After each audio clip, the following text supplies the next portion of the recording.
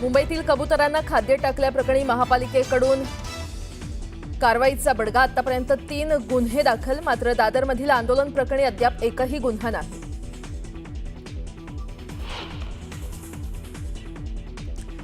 पंधरा ऑगस्टला चिकन मटण शॉप बंद ठेवण्याचा केडीएमसीचा निर्णय. वादाच्या भोवऱ्यात केडीएमसी समोर मटणाचं दुकान टाकणार खाटीक समाजाचा इशारा.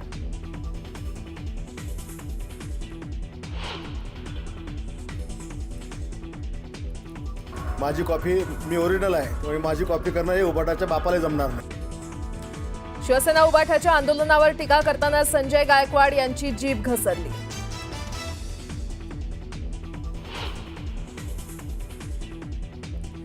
जळगावच्या जामनेरमध्ये एका कॅफेत तरुणाला बेदम मारहाण. उपचारादरम्यान तरुणाचा मृत्यू. मारहाणीचं कारण अद्याप अस्पष्ट.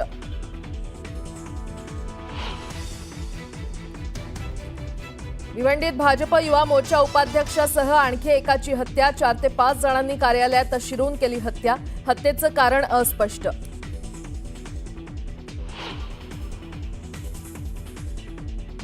मुंबईत गणेशोत्सवात डीजे वाजवण्यास बंदी. गणेशोत्सवात डीजे वाजवल्यास आणि न्यायालयाच्या आदेशाचं उल्लंघन केल्यास संबंधित मंडळावर पोलिसांकडून कायदेशीर कारवाई केली जाणार.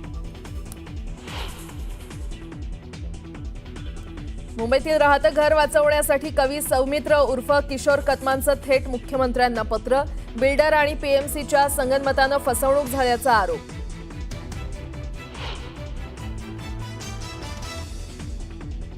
आणि कुंडेश्वर दर्शनाला जाताना महिला भाविकांचा टेम्पो दरीत कोसळून भीषण अपघात. अपघातात 10 महिलांचा मृत्यू, 19 जखमी. महिलांचा अपघातापूर्वीचा व्हिडिओ आला समोर.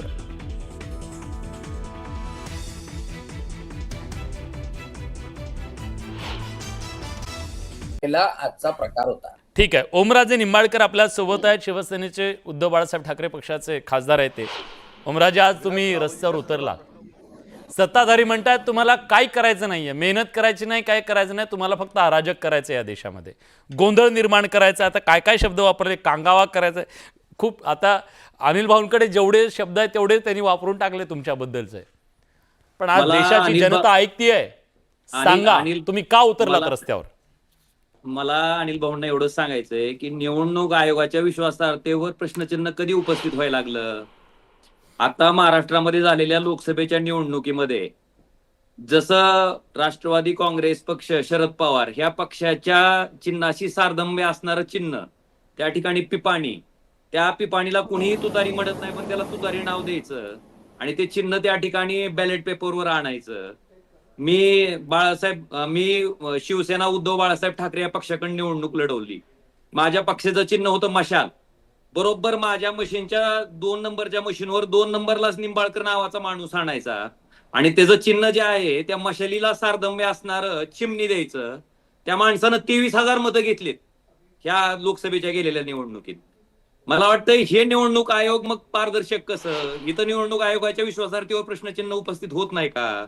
निवडणूक आयोगाच्या लक्षात येत नाही का किंवा या पिपाणी ही जी लग्नात वाजवायची पिपाणी असते त्याला तुतारी म्हणत नाहीत, मग तिला तुतारी नाव का दिलंय? त्या तुतारीमुळे किती जागा गेल्या ह्याच्याबद्दल राष्ट्रवादी शरद पवार पक्षानं लेखी म्हणणं त्यांचं ते निवडणूक आयोगाकडे दिलंय, तरी पण निवडणूक आयोग त्यात दुरुस्ती करायला तयार नाही. मग निवडणूक आयोग पारदर्शकपणे काम करत नाही ही वस्तुस्थिती दिसते ना आपल्याला सगळ्याला समोर. आणि बोंडेजींना मला प्रश्न विचारायचा आहे की मुख्य निवडणूक आयुक्ताची जी नेमणूक होती पूर्वी, ती नेमणूक कशी व्हायची? देशाचे सरन्यायाधीश असायचे, त्याच्यात पंतप्रधान असायचे, त्याच्यात राज्यसभेचा विरोधी पक्षनेता असायचा, लोकसभेचा विरोधी पक्षनेता असायचा आणि कायदेमंत्री असायचा. म्हणजे सत्ताधारी पक्षातली 2 मतं, विरोधी पक्षातली 2 मतं आणि एक सरन्यायाधीशाचं जे मत आहे ते निष्प्रभ असायचं आणि त्याच्या माध्यमातून मुख्य निवडणूक आयुक्त नेमला जायचा. का कायदा बदलला? आणि त्याच्यामध्ये सरन्यायाधीश तुम्ही त्या ठिकाणी वगळून टाकलं. कायदे मंत्री आणि पंतप्रधान ही 2 मतं सत्ताधारी पक्षाची झाली, विरोधी पक्ष नेता. आता 2 मताच्या विरुद्ध 1 मताचा काही उपयोग होणारच नाही. म्हणजे देशाचा मुख्य निवडणूक आयुक्त नेमण्यापासून त्या ठिकाणी तुम्ही कायद्यात बदल करता. आणि निवडणूक आयोग कसं वागतंय हे आम्ही लोकसभेच्या निवडणुकीत बघितलंय ना. समजा मी 3,29,000 मताच्या फरकानं आलो, पण माझी निवडणूक जर 20,000 मताच्या फरकात असती तर त्या निंबाळकरनं आज 23,000 मतं घेतलेत ना. माझ्या नावाचा आणि माझ्या चिन्हाचा सारथम्य असलेला वापर करून. त्याच्या वरच्याही उमेदवाराला 500 मतं आहेत, खालच्याही उमेदवाराला 500 मतं आहेत. पण माझ्या नावाशी सारथम्य असल्यामुळं, माझ्या चिन्हाशी सारथम्य असल्यामुळं त्या माणसानं 23,000 मतं घेतली. आणि शेवटी लोकशाहीमध्ये एका मतानं विजय हा सुद्धा विजय असतो. अशा पद्धतीनं हे सगळं करतं ही वस्तुस्थिती आहे. म्हणून आज जे रस्त्यावर उतरायचं कारण तेच आहे की राहुल गांधींनी पुराव्यानिशी त्या ठिकाणी दाखवून दिलंय की एक माणूस 3 ठिकाणी जाऊन कसा मतदान करतोय. एका फ्लॅटमध्ये 80 लोकांची मताची नोंदणी कशी झाली. मला वाटतं ह्याच्यावर निवडणूक आयोगानं स्पष्टीकरण देणं किंवा अगदी खरं. ओमराजे मी विचारतो पटकन, मला अनिल भाऊंची प्रतिक्रिया घ्यायची. टू द पॉइंट तुम्ही विचारलंय. अनिल भाऊ विरोधक म्हणतायत ये अंदर की बात है, निवडणूक आयोग आपके साथ है. कितीतरी उदाहरणं त्यांनी दिली. ट्रम्पेट सारख्या अनेक गोष्टी आहेत ज्या कायम तुमच्याच पथ्यावर का पडतात, हा त्यांचा सवाल आहे. ओमराजेंना मी एकच गोष्ट विचारतो की नावाशी साधर्म्य असलेला उमेदवार हा का निवडणूक आयोगानं दिलेला आहे? चिन्ह ट्रम्पेट, ज्या ट्रम्पेटनं साताऱ्याची खासदारकी गेली राष्ट्रवादी शरदचंद्र पवार पक्षाची, तुम्हाला आठवत असेल. विलासजी ऐका प्लीज. की निवडणुकीचे फ्री चिन्ह जे आहे ते फ्री चिन्ह अगोदरच निवडणूक आयोगाने घोषित केलेले असतात. आता माझं मी तेच जेव्हा म्हणणं आहे अपक्ष की हे लढलो फ्री होतो- चिन्ह त्या ऐका मशालीशी ना. सारथम्य असणार आणि ट्रम्पेट आता पूर्ण- मला सांगा पूर्ण- त्या तुतारीशी मला असं वाटतं सारथम्य असणाऱ्याची तुतारी. ओमराजे आपण बोलत होता तेव्हा मी बोलत नव्हतो, त्याच्यामुळे पुन्हा नाही ऐकून घ्या. मी फक्त सांगतोय ते आपल्याला. नाही, पूर्ण ऐका ना. मी जेव्हा उभा होतो अपक्ष म्हणून, मी शिटी चिन्ह घेतलं होतं आणि त्याच्यासारखंच कुकरचं चिन्ह दुसऱ्यांनी घेतलं होतं. त्यांनी पण 10,000 मतं घेतले.